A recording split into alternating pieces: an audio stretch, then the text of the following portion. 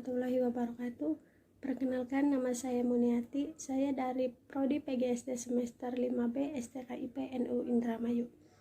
Baik, saya di sini akan mempresentasikan tentang teknik public speaking dan model pembelajaran interaktif sebagai tugas akhir pada semester 5 ini,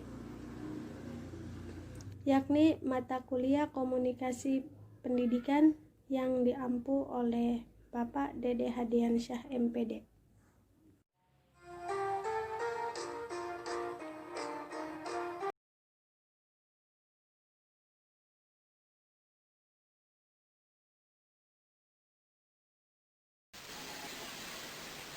Baik, pada presentasi kali ini saya akan membahas tentang pengertian soft skill, hakikat public speaking, teknik dasar public speaking, dan model pembelajaran interaktif.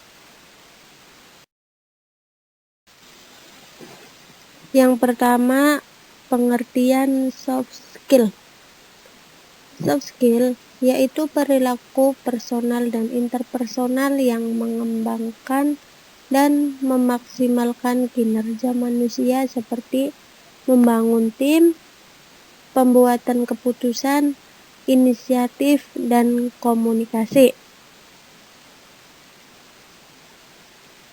Dengan kata lain, soft skill mencakup pengertian keterampilan non-teknis, keterampilan yang dapat melengkapi kemampuan akademik dan kemampuan yang harus dimiliki oleh setiap orang, apapun profesi yang ditekuni.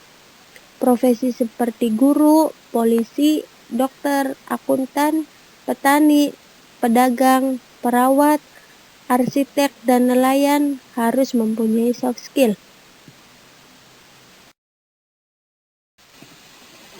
Yang kedua, ada hakikat public speaking. Seperti yang kita ketahui, kemampuan berbicara adalah salah satu anugerah dari Tuhan yang sangat luar biasa. Namun banyak orang yang berpendapat bahwa berbicara adalah hal alamiah yang akan berkembang seiring bertambahnya usia, sehingga mereka beranggapan tidak perlu belajar dan melatih keterampilan dalam berbicara. Akibatnya, banyak kita temui orang yang berbicara dengan seenaknya, tanpa memikirkan apa isi, maksud, tujuan, dan dampak dari pembicaraan tersebut.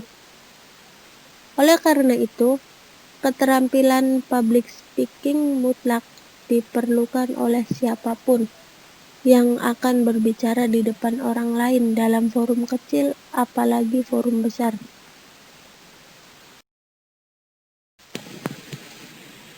Yang ketiga, teknik dasar public speaking. Ada 8 teknik yang harus dikuasai pada saat public speaking. Yang pertama yaitu persiapan mental public speaking. Orang akan menjadi sangat gugup dan berbicara terbata-bata hingga berkeringat dingin jika tidak memiliki keberanian dalam dirinya sendiri untuk berbicara di depan umum. Kedua, ada mengatasi gugup atau grogi dalam public speaking, disebabkan oleh tidak biasa dan tidak menguasai materi. Yang ketiga, teknik pernapasan public speaking. Melakukan public speaking atau berbicara di depan umum jangan sampai ngos-ngosan atau kurang nafas atau tidak mampu mengatur dan mengendalikan pernapasan. Yang keempat, ada teknik vokal untuk public speaking. Yang terpenting dalam public speaking adalah intonasi yang benar, stressing pada kata atau kalimat tertentu yang dianggap penting. Kemudian yang kelima, ada persiapan materi public speaking. Ada pepatah mengatakan, siapa yang tidak melakukan persiapan, dia sedang mempersiapkan kegagalan. Maka bersiaplah dengan mendalami materi mulai dari tema topik public speaking. Selain itu, sobat juga harus menyiapkan busana atau kondisi fisik dan latihan. Yang keenam, ada teknik membuka public speaking.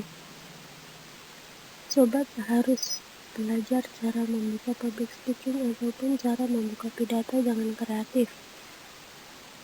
Kemudian yang ketujuh, ada penyampaian atau penguasaan materi public speaking. Yang kedelapan, ada teknik menutup public speaking. Tutuplah presentasi atau pidato Anda dengan memukau. Jika hendak mengakhiri pidato, beri tanda atau sinyal bahwa Anda akan segera mengakhirinya.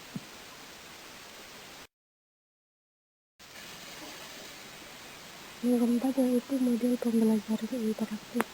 Berikut yang termasuk dalam pembelajaran interaktif. Yang pertama ada accelerated learning, yaitu pembelajaran yang dipercepat. Pada intinya, accelerated learning adalah filosofi pembelajaran dan kehidupan yang mengupayakan demekanisasi dan memanusiawikan kembali proses belajar, serta menjadikan pengalaman bagi seluruh tubuh, seluruh pikiran, dan seluruh pribadi. Prinsip pokok model pembelajaran yang dipercepat atau accelerated learning yaitu: 1. Belajar melibatkan seluruh pikiran dan tubuh. 2. Belajar adalah berkreasi, bukan mengonsumsi. Yang ketiga, kerjasama membantu proses belajar. Yang keempat, ada pembelajaran berlangsung pada banyak tingkatan secara simultan. Yang kelima, belajar berasal dari mengerjakan pekerjaan itu sendiri. Yang keenam, emosi positif sangat membantu peserta didik. Yang ketujuh, otak citra menyerap informasi secara langsung dan otomatis. Yang kedua, ada quantum teaching dan quantum learning.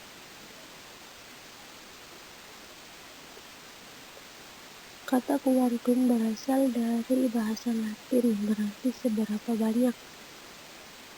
Selanjutnya, kata kuantum sendiri berarti interaksi yang mengubah energi menjadi cahaya. Jadi, quantum teaching menciptakan lingkungan belajar yang efektif dengan cara menggunakan unsur yang ada pada siswa dan lingkungan belajarnya melalui interaksi yang terjadi di dalam kelas. Selain itu, quantum teaching juga dapat diartikan sebagai pendekatan pengajaran untuk membimbing peserta didik agar mau belajar. Quantum learning merupakan interaksi yang terjadi dalam proses belajar yang mampu mengubah berbagai potensi yang ada dalam diri manusia menjadi pancaran atau ledakan-ledakan gairah yang dapat ditularkan kepada orang lain. Mengajar, membaca, dan menulis merupakan salah satu bentuk interaksi dalam proses belajar.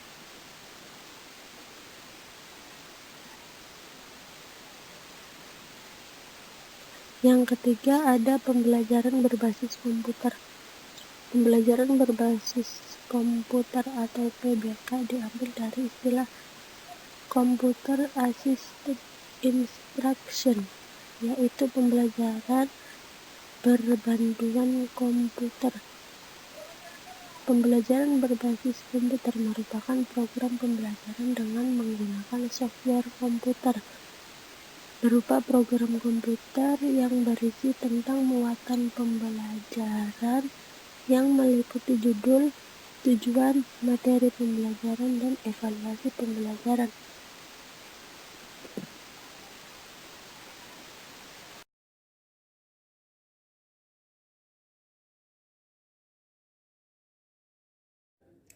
Baik, mungkin hanya itu yang dapat saya sampaikan, kurang lebihnya saya mohon maaf. Semoga materi yang saya sampaikan bisa bermanfaat, dan jangan lupa tetap patuhi protokol kesehatan. Akhir kata, wallahu muwaffiq ila aqwamit thoriq. Wassalamualaikum warahmatullahi wabarakatuh.